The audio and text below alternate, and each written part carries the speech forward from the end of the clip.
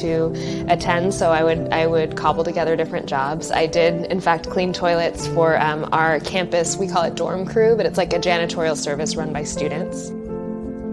However, I do think that a lot of that kind of work is truly character building. I remember that summer, I would literally calculate the value of everything I purchased according to how many toilets it would take me, to clean, to purchase that. And I think it gave me this frugality and discipline, which I then brought into my entrepreneurial soul. And I feel like having that has been such a cornerstone of my life. Best piece of advice I ever heard is from Ben Horowitz: don't punk out and quit. And so I find this fascinating because I think my own view is that we become conscious of our smallness and how irrelevant these petty concerns are day to day. Like you'll be annoyed about, I often get annoyed about something somebody said to me at the office or some political thing that's going on.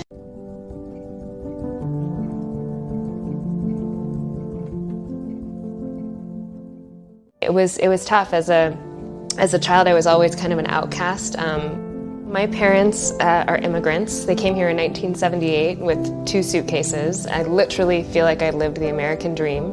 My brother and I went to public schools. We had jobs. I started working when I was 12. I started babysitting in the neighborhood.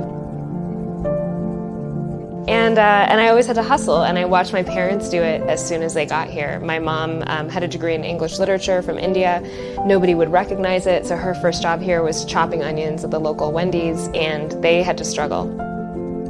I was a big nerd. I read books all the time and did science fair competitions, and I really found my refuge in academics and was really passionate about school. And so got lucky enough to get into Harvard, but didn't really have the money to attend, so I would cobble together different jobs. I did, in fact, clean toilets for our campus. We call it dorm crew, but it's like a janitorial service run by students.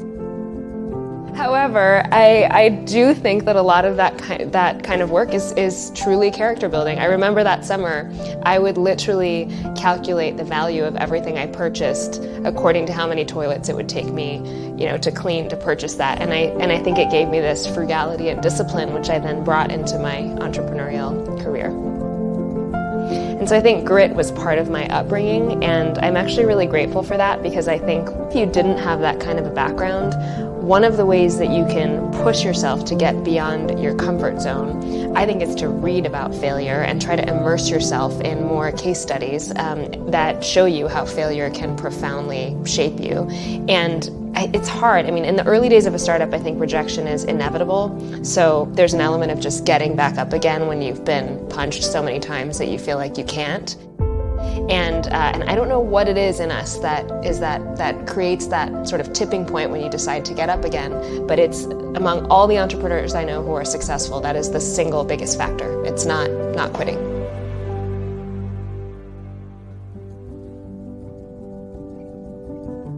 The M2S team would like to take 30 seconds to share a message from the American Cancer Society, who would like to shine light on this important issue.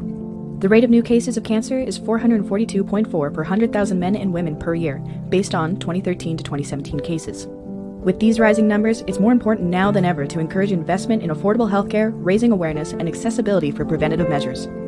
If you can, please donate to the American Cancer Society to help us fight against cancer and secure a future where receiving a cancer diagnosis isn't a death sentence. Thank you so much, and now back to the video.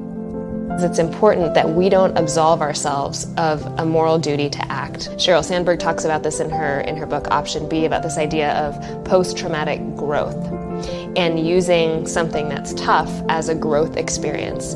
And so I find this fascinating because I think my own view is that we become conscious of our smallness and how irrelevant these petty concerns are day to day. Like you'll be annoyed about, I often get annoyed about something somebody said to me at the office or some political thing that's going on, in my friend group or some other issue. I'm stuck in traffic and I will forget, wait a minute, okay, at the end of the day, none of this matters at all.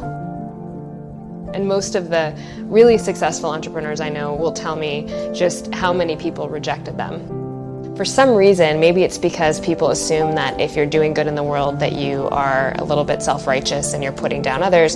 There's a sort of a takedown desire people have. And I just feel like that's unfortunate. I think like there are so many examples of truly corrupt solely profit-seeking entrepreneurs who've done far worse, I think, who are under far less scrutiny than relatively good social entrepreneurs who, are flawed humans like we all are.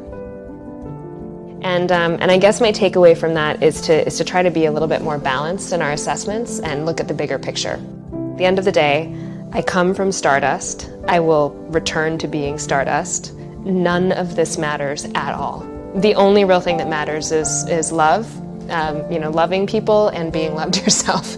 And I think everything else is kind of gravy. So what I often go back to when I'm really struggling or when I'm feeling depressed, I will literally go back and read. I have a file in my Gmail of inspirational stories from our workers. Stories that people will send me about their own transformation, or stories that managers of our centers will send me. And whenever I'm feeling depressed, I'll go back and read those just to ground me. I feel like when your core spiritual values or your morality are aligned with what you spend the majority of your time doing, it creates this unity in your soul. And I feel like having that has been such a cornerstone of my life. Best piece of advice I ever heard is from Ben Horowitz: don't punk out and quit. I have the Sama tattoo on my right hand, but I almost feel like that should be the other tattoo, because I think the most worthwhile, worthy things in life are just the result of a lot of, painful, enduring failure. And being able to pause and breathe before I make decisions has probably, saved me a lot of heartache. The only real power we have in the world is choosing our response. We can't choose what happens to us. We can get stuck into situations where we are abused, where we are not treated fairly, where any number of bad things can happen. And so the only choice we can make is how to respond. And I find that knowledge gives me so much freedom, because if something bad is happening to me that I can say is beyond my control, I can say, well, at least, I have the power in my response to show the world what kind of person I am. But the choice to take that painful experience and mold it into something positive for the world is, I think, the deepest kind of healing we can have as humans. And for me, I think part of what got me through those tough times, eventually as I matured, was the knowledge that I had transformed that into something good for the world. I have a passion for doing this kind of work. It's almost a selfish passion because it makes me feel really good. Maybe it's the feeling that other people get when they go to church or they do volunteer work. For me, this is like my soul food. So when people are living in a constant state of scarcity, they cannot possibly make, what we would think of as good decisions. They are locked into a state of suffering and not achieving their full human potential that is just tragic. And it's tragic not just at the individual level, it's tragic in the sense of this is the greatest natural resource we have in the world. More important than going to Mars, more important than finding the next oil reserve or the next diamond mine. I think when we say that and do that, it makes ordinary people feel like they could never enter this field, and that's part of the problem, is figuring out how we can mine the talent of the bottom billions of people who've been left to fester. And I think it's a tremendous loss to the world. And so for me, I think it's so exciting to be able to go to places and see people shine, see people who could easily be astrophysicists if they had only had the opportunity, and hopefully get them on the path where they can achieve more of their human potential. And it is the most personally satisfying job I could ever imagine having. And I think as a society, when we do this, we feel more satisfied collectively as well.